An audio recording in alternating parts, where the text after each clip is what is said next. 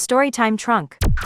It's been months, but I still can't believe I let this happen. I'm just a high school girl, and this is the stuff I read about in the news, or see in horror movies. Not something I would ever expect to actually happen. The day started like a normal day. I woke up to an empty house since my parents were already gone. Everything was all fine, and then I lost track of time, and missed my bus. I didn't want to hear how irresponsible I was from my parents, so I just did a ride share. That's when my nightmare began. I requested the ride, and 10 minutes later a car pulled up. I was already late, so I didn't pay much attention to the driver. The car had the little decal light in the window, so I didn't think much of it. I hopped into the backseat so focused on being late for school that I didn't really pay attention to much of anything. But there was one thing I couldn't ignore. The driver had a weird smell. It was a mix of cigarettes and something I couldn't quite put my finger on. I don't live far from my school, so when we had been driving for 5 minutes, I looked up from my phone and realized we were driving in the opposite direction of my school. That's when I began to panic. I checked my phone and noticed that the driver's name and car model didn't match the app's information. I couldn't pretend it was fine. I knew something was really wrong. I was so nervous, I felt sick to my stomach, and just as I was about to say something to the driver, the lights of a police car started flashing behind us. The driver let out a string of curses and pulled over, and my heart pounded even harder. I was so relieved when the police officer approached the car, and I thought it was over. The officer asked the driver for his license and registration, and then suddenly the driver went absolutely crazy. I was so confused by how quickly everything escalated, and that's when I noticed a strange stain on the backseat. I felt dizzy as I realized that the stain looked like a dark, rusty color, and I couldn't help but imagine the worst. The officer demanded that the driver step out of the car, and then he demanded that I get out of the back seat. I tried to open my door, only to realize the child lock was on. I was so overwhelmed with everything I just started crying. The officer let me out, and I thought I had a full understanding of what could have happened to me. I couldn't have been more wrong. Suddenly a loud bang came from the trunk, and as the officer opened it up, I saw what could have been my horrific future. I stared in disbelief as I locked eyes with a girl about my age. They were pulling her from the trunk.